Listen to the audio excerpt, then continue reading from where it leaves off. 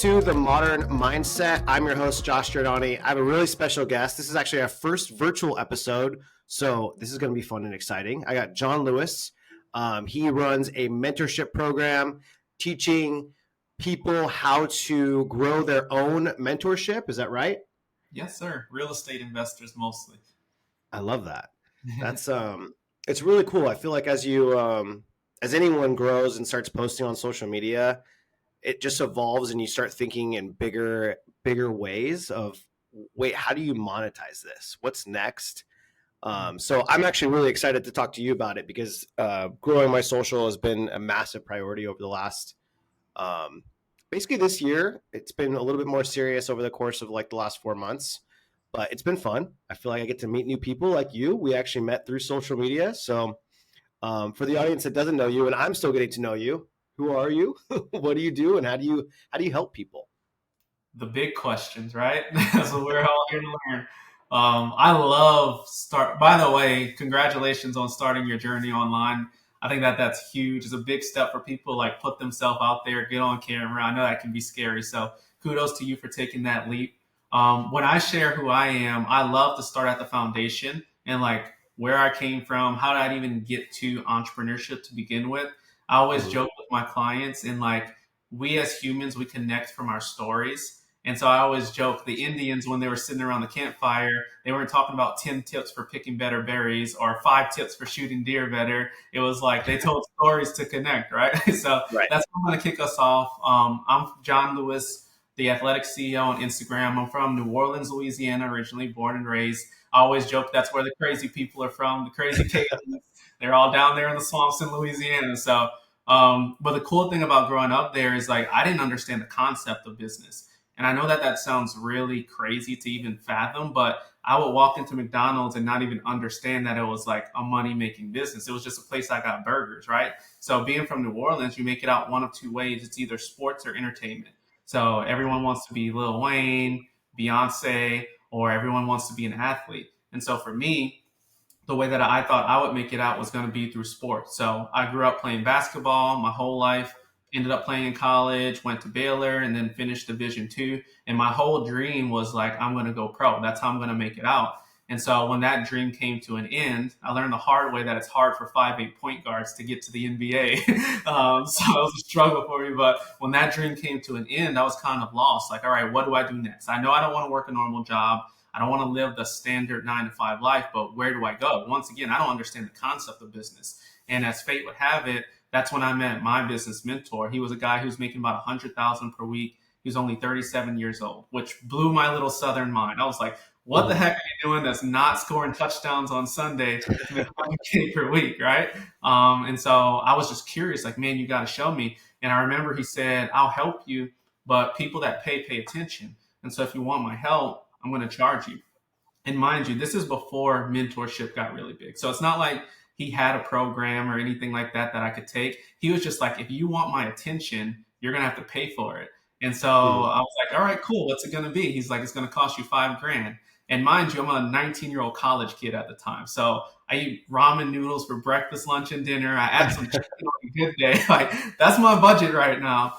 But I just remember hearing that 5K and thinking, like, I can't afford not to do this. The people that I grew up with, half of them are dead, in jail, are doing absolutely nothing with their life. And here I have a chance to go down a different path. I have to find a way to make this happen. And so, true story, I sold shoes, I sold clothes, I sold my PlayStation. I was at GameStop, like bartering my games to see how much money I can get. And I raised the money to pay for that mentorship. And that moment really kicked off my entrepreneurial journey because two things. Number one, the mentorship I got from him was super valuable. But even more valuable than that, I burned all of my ships and fully committed to something. And for me, that was a step I needed to get where I am today. So That's amazing. How many years ago was that? this was 10 years ago, about 10 years ago now, Oh, that wow. all of that happened. So, yeah, And when did you figure out like what that path was going to look like? I know like with mentorships, I have coaching. I think we were talking a little bit in the DMs, like for my real estate investing business. And I only started coaching 6 months ago, but I saw a dramatic difference in where my business was to where it is today. And then it's only been 6 months. So I can only imagine what's going to happen in the next 12 months. But in the course of a year, I spent $35,000 on coaching. So Yeah. I know how impactful it is for my business and how that spend is going to 10x. And it puts you on a different playing field because you see what people that are doing the same thing in the same space on a high level. Right. Absolutely. Yeah, changing your environment is a huge part of it, right? Like when you change your surroundings, what you thought was possible or not possible all of a sudden changes, right? Oh, So I absolutely. agree. Like that was definitely a huge part of it. And when you meet a guy making 100K per week, and rich people to you used to make 100K per year, like it's going to change your perspective a little bit, right? It Um, does. Yeah. so yeah, that was a big part of that part of the journey and like really what got me kicked off. And then fast forward, it took me 5 years. You asked about like how did you figure it out and what was that process like? Well, the first 5 years I would say was all about figuring it out. Like I knew theoretically what I wanted to accomplish, but I had no experience. I had no clue how to actually execute on that. And so the first 2 years for me was all about learning. And I went in with that mentality. Like I was like, I want to learn from you and learn from you only. I don't expect to get rich in the first 2 years. And I think that Right. that's different than a lot of mentalities as well. Cause it's like a lot of people want to get rich overnight. They want to get rich quick. They want to pay the money for coaching and then tomorrow I'm rich. It's like, that's not how life works, right? You go to school for 4 years, get a degree, and then hope to find a good job, right? So Mhm. mentorship, don't fool yourself. Don't buy mentorship and expect to get rich tomorrow. And so for me, it was 2 years of learning. Then I tried to start executing after that 2 years and failed miserably for the next 3 years, like ramen noodles, still eggs and rice, like barely being able to afford my power bill. But then something magical happened after that 3 year period. Year five is when I scaled my first business to 7 figures overnight after 5 years of failing. And Right. then Right. 2 years later, I scaled a second business to 7 figures. And so the world of business and entrepreneurship works a little differently than the way our brains are used to thinking. We are used to thinking in terms of addition, meaning if I want to go to 10, I have to go 1, 2, 3, 4, 5, 6. But the way that entrepreneurship works is like you're stuck at one, and then you might get like zero point 0.5, and then like you're stuck down there, and then boom, something clicks, and it's straight to 10. And so that's kind Right. of what happened for me on my journey. That's amazing. Yeah, I think not knowing what you want to do. So I got into real estate when I was 18, but I was kind of pushed into it just from shitty things that happened in my life that made me make a correction when I was 18. Mm-hmm. And if I didn't have someone, my dad was in real estate. So he's like, hey, pack up your shit, come move out with me. I found out my girlfriend had cheated on me. So I moved out like same day, got away from all my friends and shitty habits that I was doing. And I don't think if I didn't know, if no one was in real estate at that time, who knows what I would be doing today. So it's just hard. I feel like as any young person coming out of college or even high school without going to college to figure out what you want to do and where your passion lies, or not even passion, just like what you want to do. It's challenging.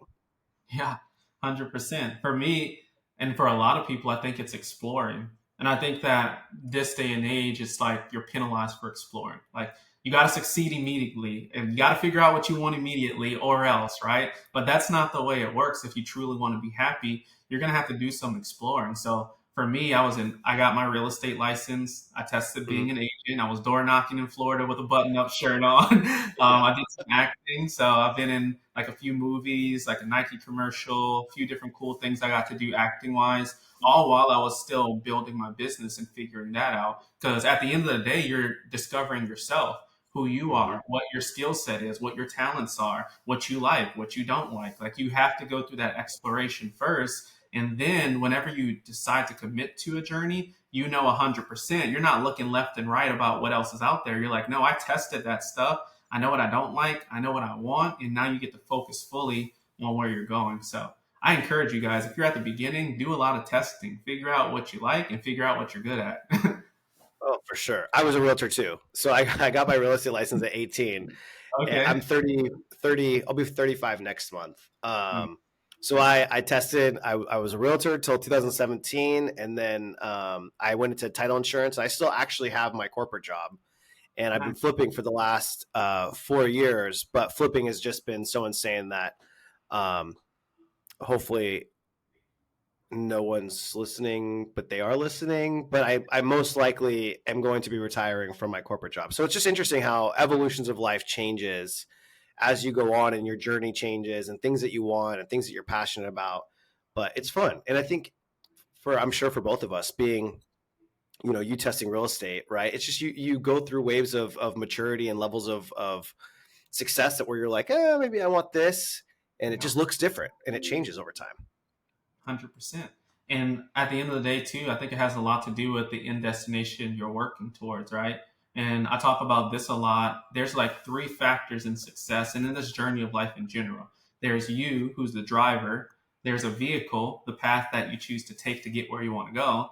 And then there's the destination. And I'm sure a lot of entrepreneurs have heard the analogy of like, if you want to go from LA to New York, how do you want to go? Do you want to walk? Do you want to ride a bike? Do you want to fly? And it's like, that's what the choosing the right vehicle can be for you. And so back to our example, we start off as an agent. Absolutely nothing wrong with being an agent. But based off of the goals that I had for myself, I looked at the top performing agents, the average agents. I was like, if I want to get where I want to be, it's going to be tough to do that with the vehicle of being an agent, right? And then Mm-hmm. same thing with the movie business. I'm like, all right, I got to become an A-list celebrity to hit the goals I want to hit in that industry. So it's like picking the vehicle that gave me the highest likelihood of getting to the end destination that I wanted to be at. And that's where I chose the online business space because I was like, there's a lot of people that are just like me that in their first 3, 4, 5 years are hitting numbers that I want to hit. That's the vehicle that I want to choose to get where I want to be the fastest. That's So, amazing. So it's interesting. This is my first year hitting over seven figures. And it was something that I don't ever think, like, I don't think I could have fathomed that it was possible.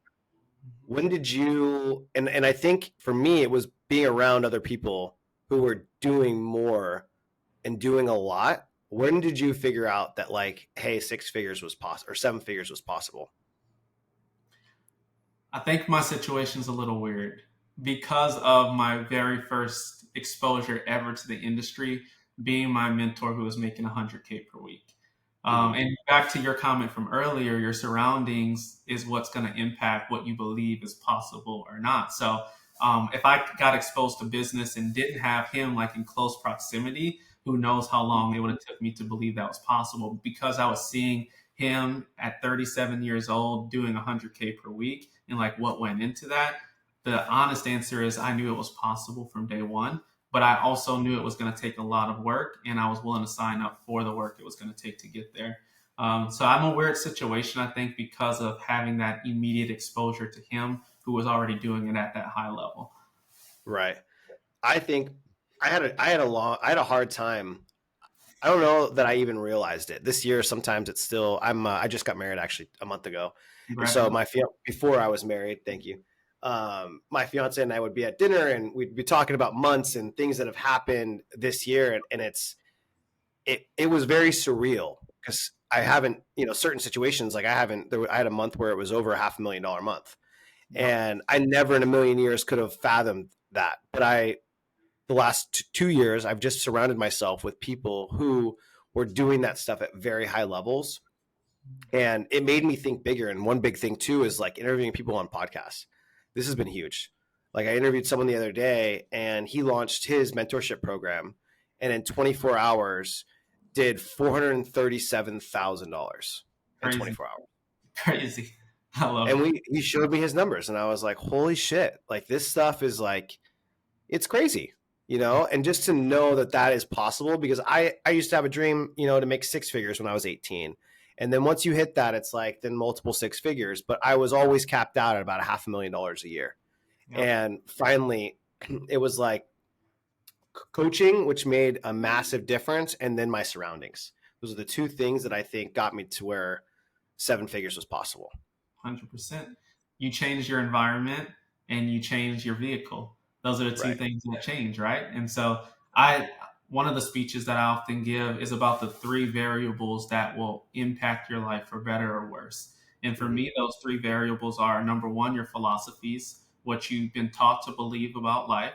So, like if you grew up in a family where it's like money is the root of all evil, rich people are bad, six figures is rich. And it's like, if you hold on to those beliefs that you have about money, you're going to be your cap, because mentally you will never allow yourself to go past there. And so the first thing you have to do is update your philosophies, like what you strongly believe is true about life.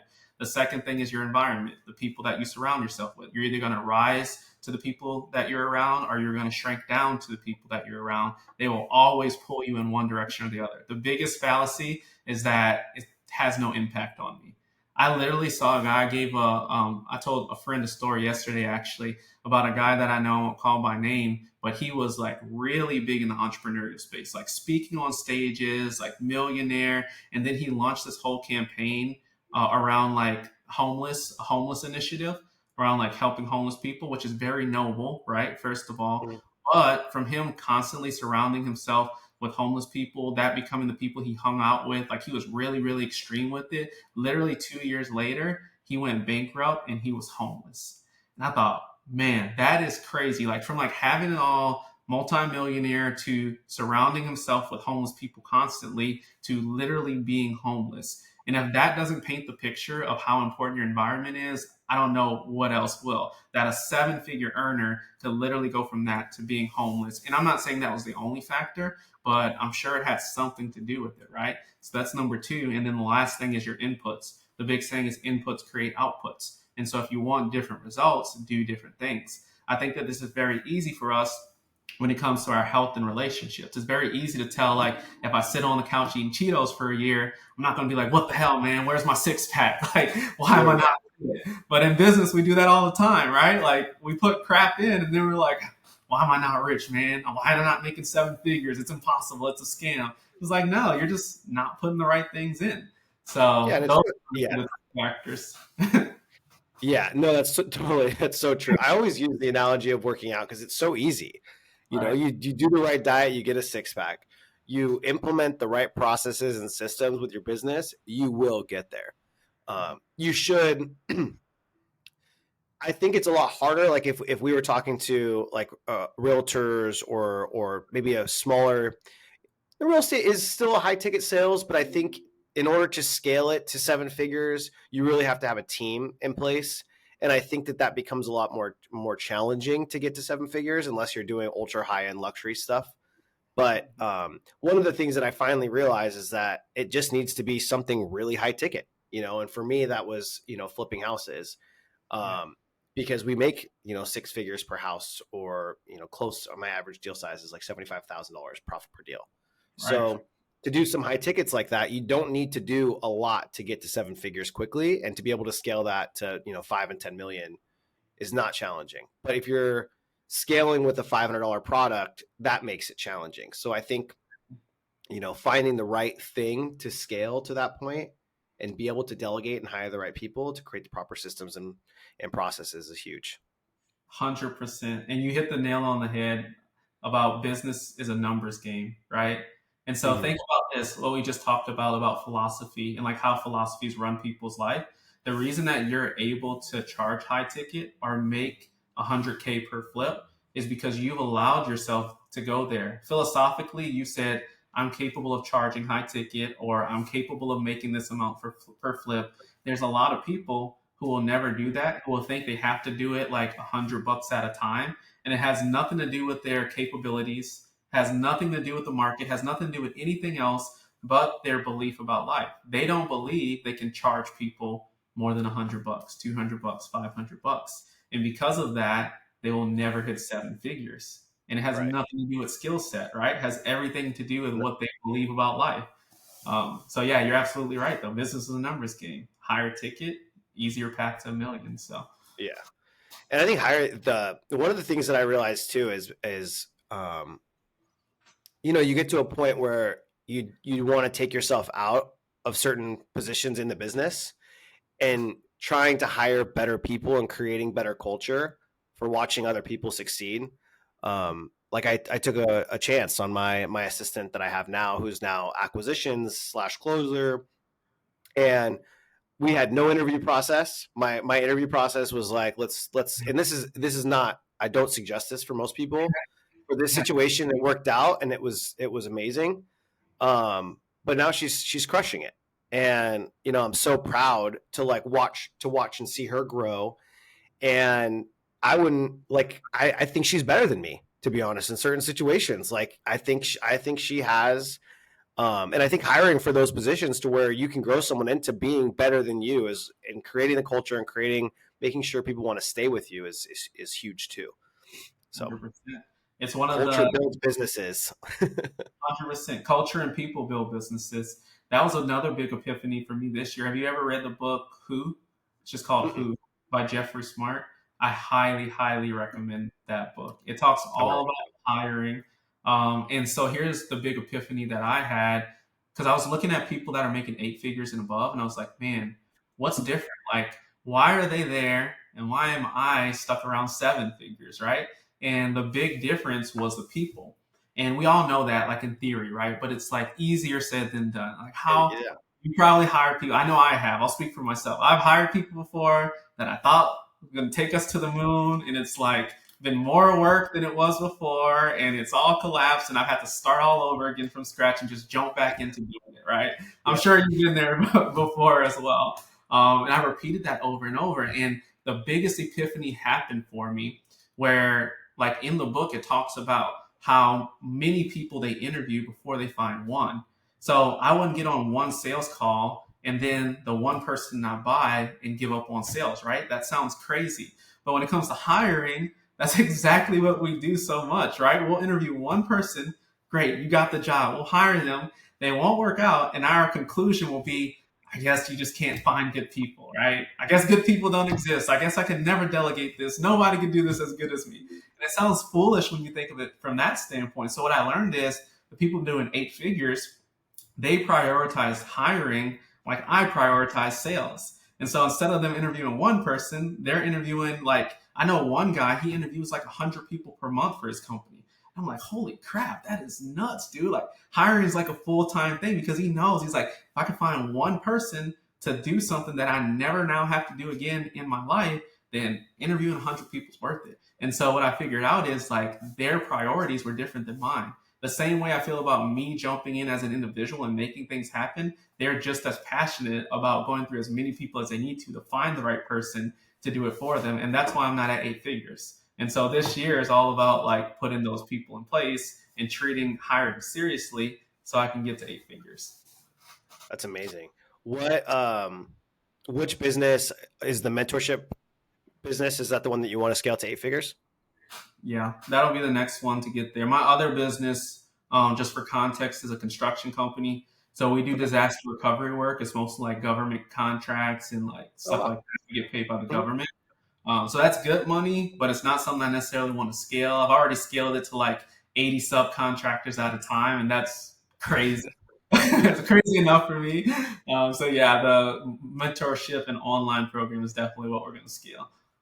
Awesome. How many employees do you have right now with the mentorship program? Mentorship, I have U.S. based employees. We have eight now, Mhm. and then we have a few VAs as well, but eight Nice. employees that are U.S. based. Okay. Is most of your clientele come through like social media, or are you doing outreach, like cold outreach as well? Yep, all through social media. We have a few different ways we're marketing. Cold outreach has been something we've done from the very, very beginning. It's the Mhm. hardest way to market, which fits my personality perfectly. I'm always doing the hardest thing first, but once you crack it, it can become a steady stream of income. So we started with cold outreach. We recently kicked off a content campaign. So we're really, really doubling down this year on posting a lot, posting daily, putting a bunch of content out there, and then at the beginning of the year, we're going to kick off paid ads, which should also help us to scale. Because fun fact about our company, I've never ran paid ads before. Everything I've built up to this point has all been organic and word of mouth and testimonials and the cold outreach. So I'm excited to throw paid ads in as well. That's awesome. Yeah, and I was listening to one of the podcasts that Denise had sent me. I didn't want to like I told you before we started, I didn't want to listen to too much because I didn't want ours to be I want these to like flow very naturally and just come up with conversations as we go. Yeah. But it seems like for them, they joined in your program, and it seems like they have a Airbnb business that they're successful with, and they mentor people on how to get Airbnbs. Is that right? A lot of my clients right now are in Airbnb because Airbnb is real hot right now. I've worked with people across all different types of real estate, though. So, like multifamily, wholesalers, flicks and flip, burr, you name it. I've pretty much worked with that specialty. I'm sure they'll come out with something tomorrow that's like the banana split method that I've never dealt with Yep. before. But all the basic ones we've dealt with. But right now, Airbnb is hot, and a lot of the people in my program right now are in Airbnbs. Interesting. And you were saying you have some Airbnbs too, some Yeah, rentals. I have a few. One in Colorado. I have one in upstate New York that we brought investors and partners in that I actually did with one of my students. So that's pretty cool. And the one in Colorado is going to be a unique stay where it's like, have you ever seen the Clydesdale horses like Budweiser? Maybe. Yeah. Yeah. Yeah, Budweiser has a big Clydesdale horses. So my wife's uncle has a Clydesdale farm down in Colorado, and we're gonna make it like a Clydesdale experience. So you'll get to pet the horses, go on rides, do fun stuff Awesome. like that. That's Yes, cool. sir. Yeah, I feel like the ones that have amenities like that are the ones that get the better results. Like mine's just a very. Oh, did I lose you? Oh, you're Yep. still there. Um, yeah, the ones that have amenities, I feel like get the better results. I think Airbnb market changed a little bit over the last 2 years with COVID and that those things. Mhm. So it's interesting. I have one in Palm Springs right now, and I know that that was a huge COVID destination, but we're not getting booked out like how people may have talked about getting booked out over the last few years. So yeah, it's just interesting. I always want to try new stuff though, and if it doesn't work, then it doesn't work, and I can sell a place. 100%. I think not to go far down that rabbit hole, but I think the big shift that's happening right now is everything's becoming more experience based within short term Yes, rentals and Airbnb. Like you said, in COVID, you got away with the fact that you didn't have to compete with hotels at all. So it's like necessity, right? Like supply and demand, pretty much. But now it's in absolutely. order to stand out, you have to be an experience. So I think that's Yeah, the big shift there. totally. What are some tips that you give like new students? So I think one of the things, like when you think of a mentorship program, maybe when I think of a mentorship program, Mhm. like someone new that you're trying, like let's say I'm your client, for example, and I only have let's say X amount of followers. I'm under 10K. Are you still having a lot of people join into your mentorship program with a small under 10K followers Those and are my having favorite. success? Those are my favorite stories, man. Is the That's people that that's have. rare.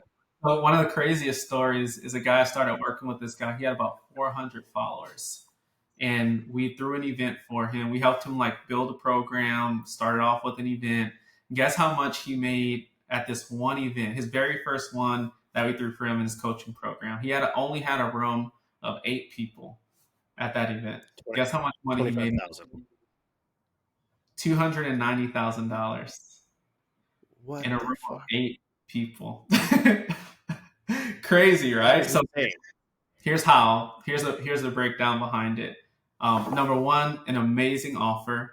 Number two, what he lacks in volume, we made up for in the quality of people. Right. So these were people that were very, very serious about what he was doing. He was teaching people how to get into properties creatively with like owner financing.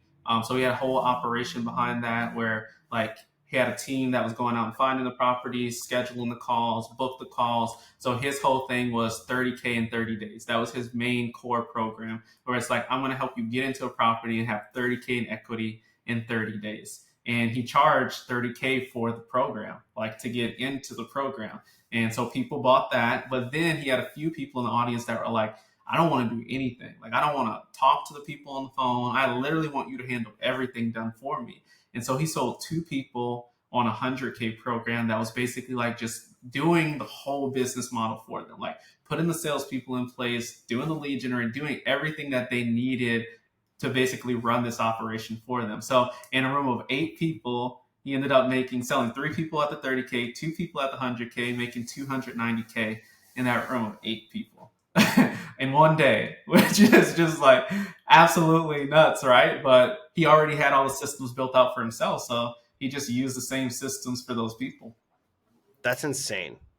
Yeah. That's insane. I guess maybe for me, it was a limiting belief by thinking that you had to have a big following in order to create something. I feel like you see a lot of really successful people that are actually not very active on social media. Mhm. Um, and recently, I've noticed a lot of big CEOs that I'm friends with are starting to create more content behind their business, and they're already 8-figure, 9-figure entrepreneurs. But Yeah. those are the people who you look at and you're like, I want to hear their story. Yeah. Um, I want Absolutely. that person to coach me. I want that person to mentor me. Yeah. So yeah, it's Connection. That's interesting. what it's about. Even if you don't have a huge, I'll give you another story. I had some clients I took on at the beginning of the year, the Carwells. They had about 5,000 followers and had never launched a coaching program before, never did anything. But one thing they did amazing is build a relationship with the followers that they did have. So they go live, they tell stories. It's not just like all the highlights and good stuff. They like give the back end of what's happening, good, bad, and ugly. They built a really good relationship with their base, and when we launched their program, their first 6 months, we did 500,000 for them.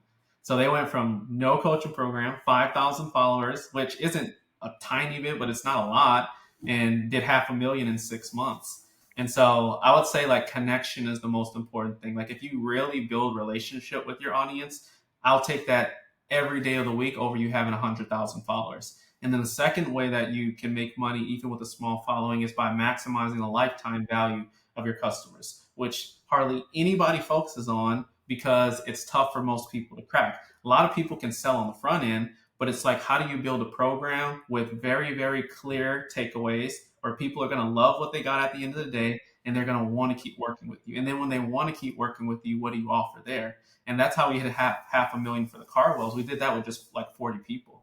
We didn't sell 100 people into a program. We sold 40 people and we maximized the lifetime value. Half a So how million do you bucks. create lifetime value? It starts with the value that you give in the program, right? And there's two different types of programs out there. There's access programs and there's result programs. The problem that most mentors make when they get into the space is they sell their whole program based on access. So come on, pay me 10K, you get access to Josh. I'm going to solve all your problems. I'm going to be the tooth fairy and wave my magic wand and you'll be successful, right? And the problem with that is people are getting into the program seeing you as this like mythical figure that, man, as long as I have access to Josh, I'm going to be good.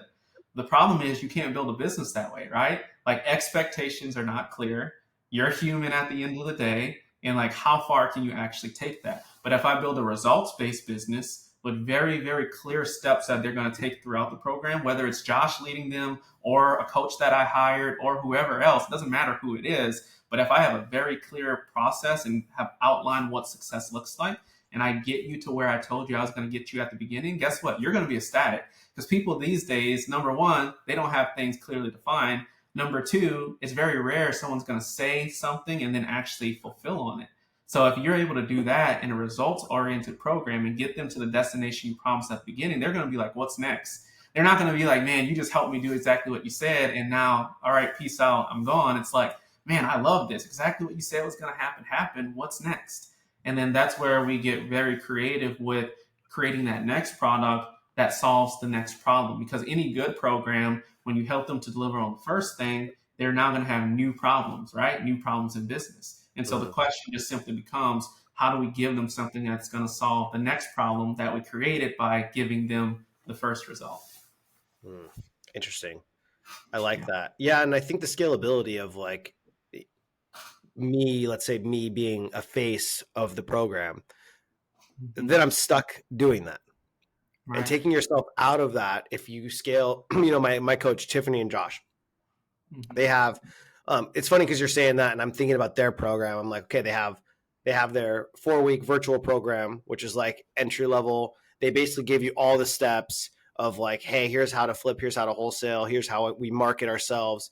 And then the step up to that is like, okay, here's another program where it's going to teach you your acquisition side and how your sales process works, which is another scale up. And the third program is obviously one-on-one coaching, but they don't do the coaching. It's actual coaches. Right. So I see how that can make sense because as you're evolving, you pay for one, you get in, you found so much value out of it. The second one then makes sense, and then after you get so much value from the second one, you're like, wait, like I want some hand holding too. Yeah. And I want more access because more things are changing, more things that I need to adapt in my business. And then also, you get roadblocks after you grow to a certain point. Like I told you, I was like my $500,000 years. It was 2 years where I was like, I couldn't pass $600,000 a year. Right. Right. And it wasn't like, it was needing someone to have an outside perspective looking in and Yeah. evaluate where the holes in my business were. And it was very quickly that someone did that it was like, okay, exponential growth. And now having that in the back pocket where you're having someone look at your business from a bird's eye view and say, hey, Josh, you're making a mistake here. Here's where we can increase productivity.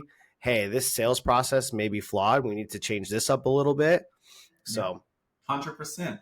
Now think about this. I'll give you some free game on here. I'm gonna get into a little bit of I coaching love myself. free game. But think about you. So here's the thing, that the biggest issue, I think, our biggest problem with most coaching programs when we create them. What we normally say is, all right, I've accomplished all this, right? Like, you know what it's like now to hit seven figures. And what we say as a coach is like, in order for this program to be valuable, I got to give them everything that I know. I think that's the biggest mistake we could make as coaches. Because think about you, like what it took for you to get to zero, from zero to 100K, and then 100K to 500K is a lot different than what it took for you to get from 500K to a million. And so now we throw the kitchen sink at people. We give them all this information, all these different things. But the problem is only about 10% of it is actually relevant to where they are right now in their journey. That's why you have such a huge failure rate, right? It's like now their head's spinning on all these different high level things when at the end of the day, all they need to know is the very beginner things to get into their first property, as an example. And so if Mhm. you build a program that's all about getting people to their first property, and you outline very clearly the exact steps you need to take. You need to get financing. Step number one, we're going to work on getting financing until you have financing. You need to be able to analyze a deal and pick a good deal. We're going to work on analyzing deals and becoming a master at that until you know deals inside and out. And if you had a program that was like just like that, very precise, and gets them to that first deal, guess what? They're going to be ecstatic. They're not going to be like, man, Josh, you didn't help me to get a million deals, and so I'm pissed off. It's going to be like, no, you wanted a deal. We got you a deal in 180 days, however long it took you. Then they're going to be like, Josh, I'm excited. I know what's possible now. How do I get to 10 deals? Ding, ding, ding. New problem, new skill set needed, new coaching needed, right? And so Right. now we build a coaching program to get them from 1 to 10 properties, right? But I think the problem is from day one, we throw the kitchen sink, and it's like 9 out of 10 people can't handle all that new information. They're going to fail because it's not clear for them. Yeah, it's interesting. I feel like I field calls all the time when it comes to, now that people understand and know where maybe I'm at in my business, maybe not to the extent of, I don't necessarily talk about money a lot. Sometimes I get weird about it, but on these podcasts, if people listen, they'll know because I'm open Mhm. about it on here. But as you get recognition, I'm sure with coaching for you and people asking you a lot of questions and friends and family and people calling you wanting advice and how to do certain things. And now me being in the real estate industry, friends that were realtors and other people will constantly call me and ask me for advice on how to get into flipping or start flipping their first house. And it's funny because a few months ago, it was maybe like 5 months ago, one of my best friends, I actually got a little upset with him because every day he would call me for new questions and new things that he wanted to learn about flipping houses. And finally I was like, man, I'm just like kind of feeling a little used, Yeah. as weird as that sounds. And at that time I wasn't married. I was telling my fiance, and then I told him afterwards, I'm like, bro, I'm sorry I like reacted that way. I just feel like my time is so valuable and I'm just giving out free shit all the time and telling Right. you how to do it. Um, which always now has been in the back of my head of like, okay, now when people start asking me these questions, theoretically, I can just send them here. Hey, here's my spreadsheet. Here's how I run deals. Here's like almost like a PDF, like an ebook, Right. to where all their questions that I get asked all the time, it's always the same questions that I can just send them to. And yeah, but it's interesting because you start thinking about how valuable your time is. It is, yeah. And it's so funny the progression, because usually when I start working with coaches, one of the biggest reasons they won't join my program is they think like, who's going to pay me, and like, why would they pay me, and is this even worth anything? Like they have imposter syndrome. They're questioning their own worth, right? But the craziest transformation is that after they actually get started, they're like, holy crap, I should be charging more. Like this stuff is so valuable. This stuff is so good. Why am I not charging more money? So it's just funny to see like what you just said about how the shift happens of like how much they start to value their time. Yeah. And it's interesting, like the coaching stuff. Like I look at like Tiffany and Josh, right? Their program is insane. Like so much value. Like I can never see myself doing a program similar to like what they have. But I Mm-hmm. think to the masses, like who doesn't want to learn how to find and acquire real estate the right way? Right. And I'm not saying that like my way is the right way, but like at a discount, being able to not pay full market value, being able to buy where you can actually do a burr, like buy, rent, rehab, refinance, repeat, pull your money all back out, because it's very challenging to do. You can't, not everyone can find deals like that.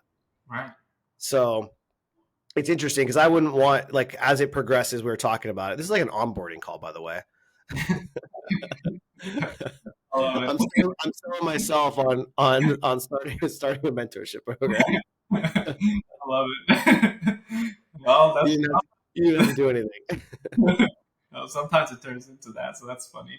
I know. Um, but no, you're absolutely right.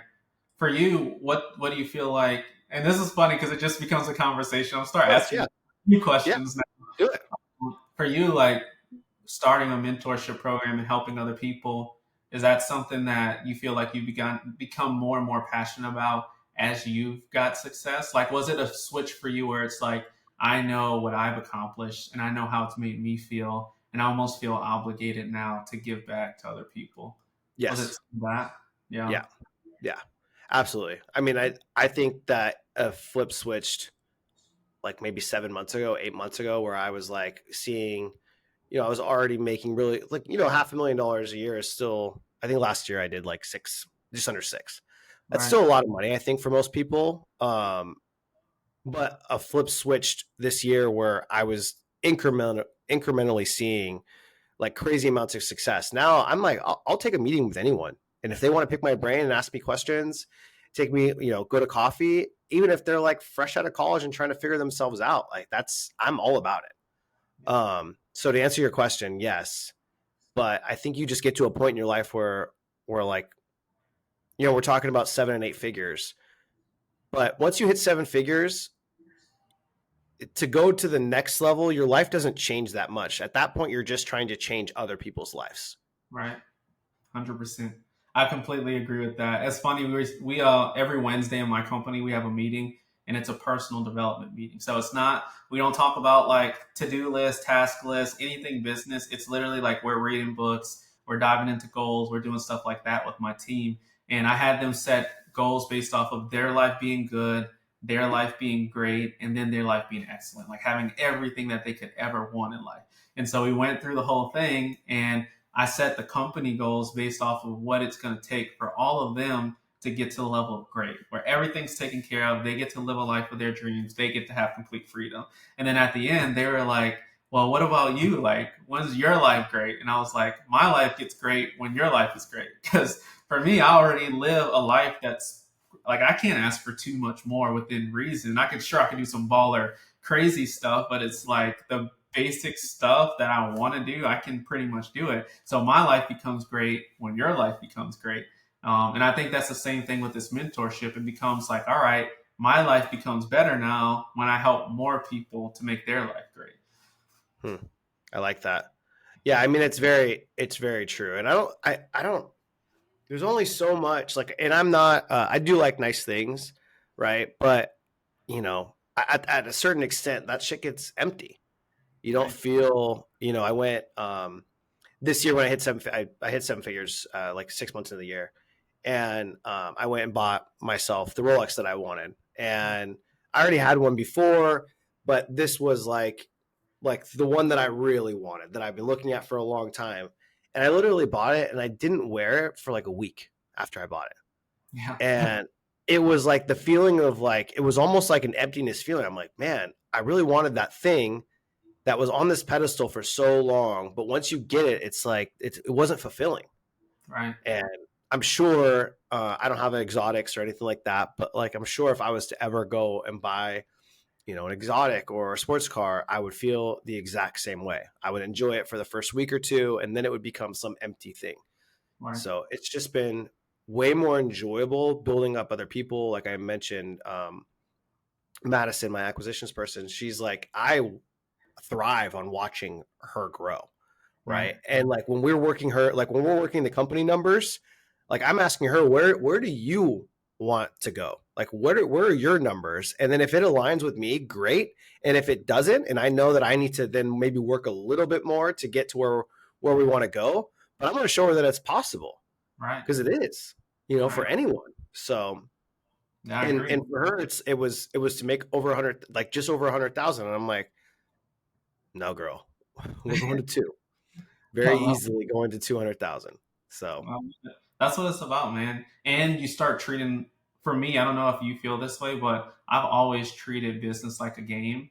mhm, Like just because coming from a sports background, it was like, all right, you play the game, you have mhm, fun. The goal is to win, of course, but it's like when I won in sports, we won a championship trophy. We won 4 times. It's like my destination was never the trophy, right? Like it was all about playing the game at the highest level I could possibly play it. The trophy was a byproduct, right? And mhm, so now I see like the Rolex, like the cars, like everything else, like that's a trophy. It's to say, okay, when I hit this mark, I got this, and that's the trophy for getting there. But it's never the destination, right? Like mhm. the game is the goal. The goal is to play the game at the highest level possible and help people along the way. And those items are just trophies to prove, like, all right, you hit this level now, you got a trophy, keep moving. What's your I think with business and winning, what is your definition of winning in business? For me, I attribute this to my dad as well because he instilled this in me from young.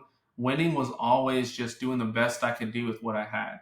And so, like for me growing up, me and my sister were opposites when it came to school. I was actually really good in school. I don't know how, because as an entrepreneur, I'm like unemployable. But for whatever reason, I was really good in school, A student. My sister was a C student, but like she would try her hardest. And so my dad would always tell us, like, I expect your best. If you're doing your best, then you're winning.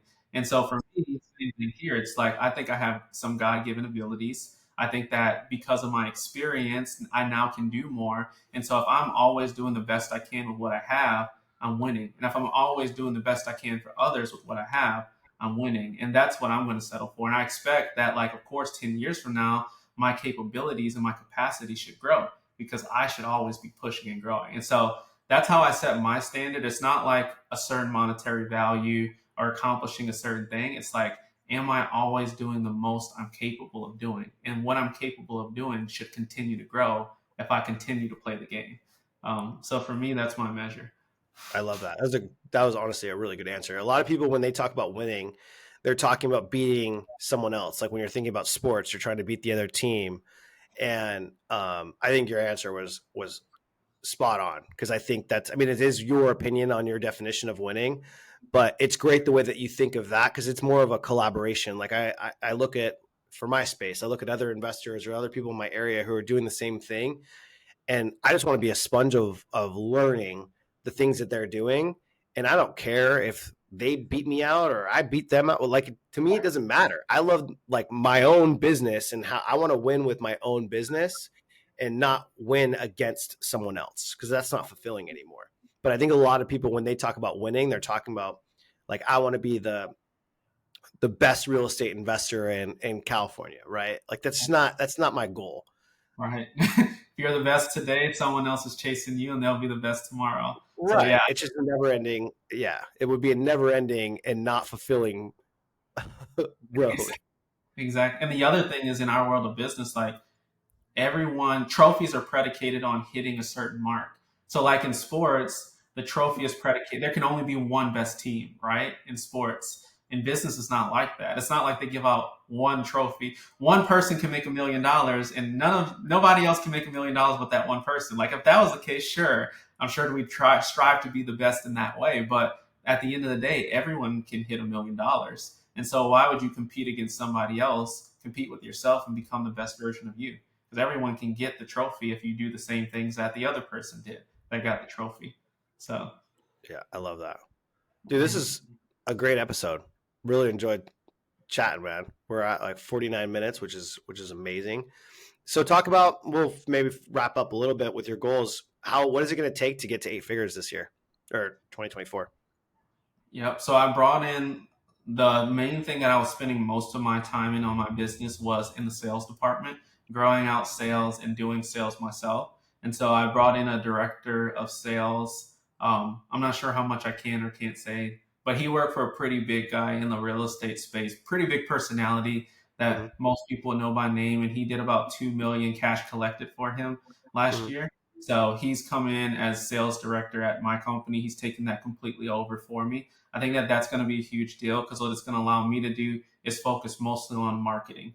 And Mm-hmm. the way that like I structure my brain works pretty like in boxes, for lack of a better term. And so every year I like to identify who do I need to become this year to get to the next level. And I literally try to take on that identity. And so for the past year, I've been a salesperson. I've been a coach. Like those are some of the identities I've held to build my business to where it is.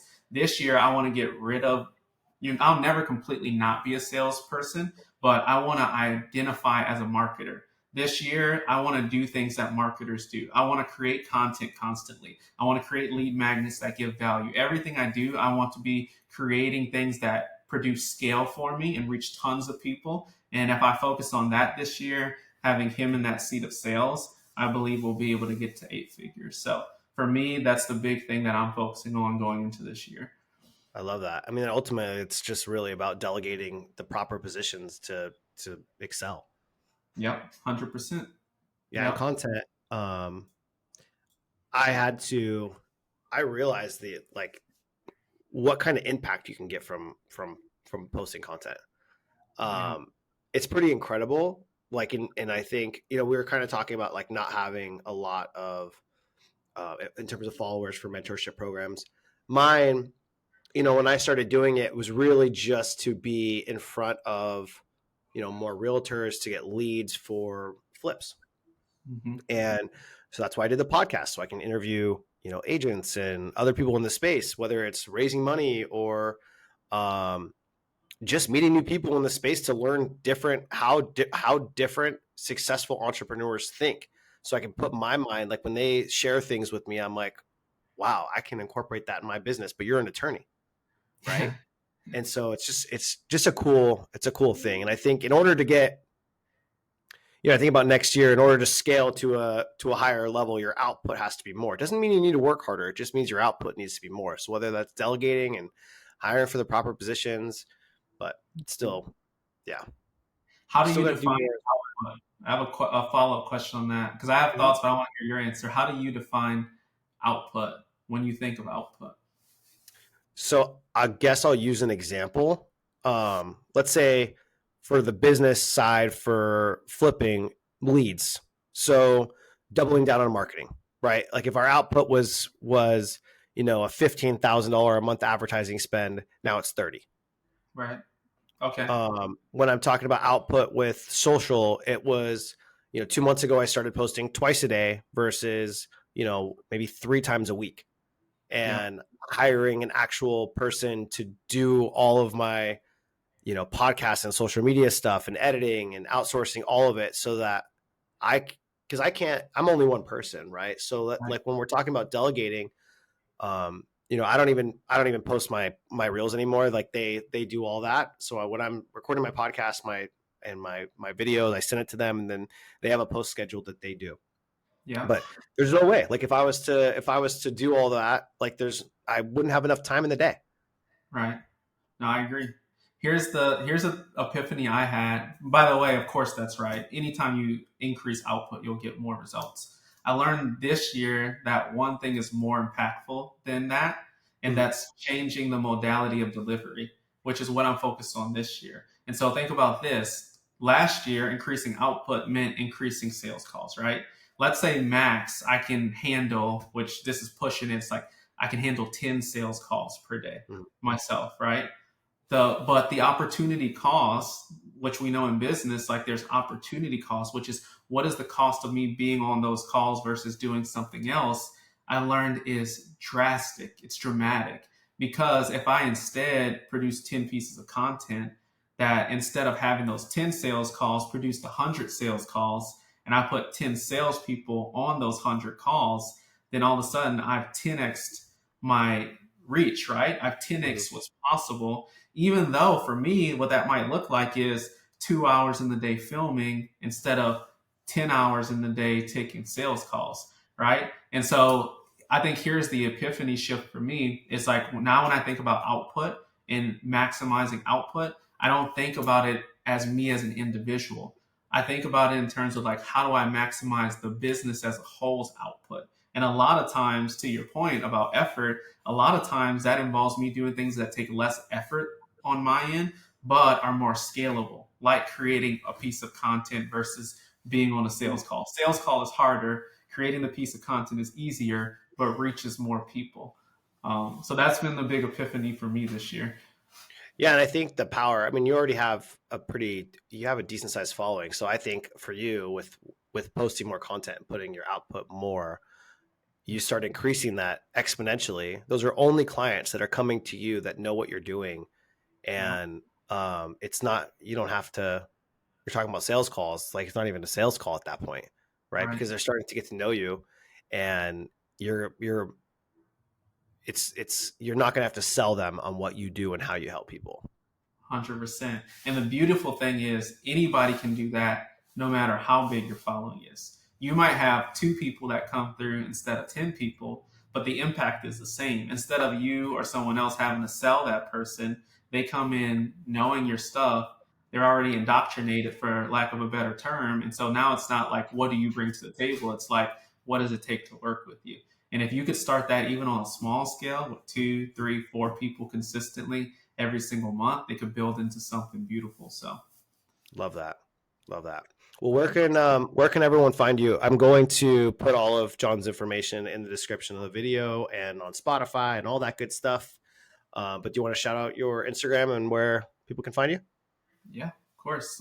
At the Athletic CEO, the Athletic CEO is my Instagram tag. And if you follow me and just DM me the podcast name, then I'll be able to reach out to you and know to give you some value. So that's where you can find me, and we'll love to meet some of you guys and have a conversation. Love it, man. Thanks for coming on.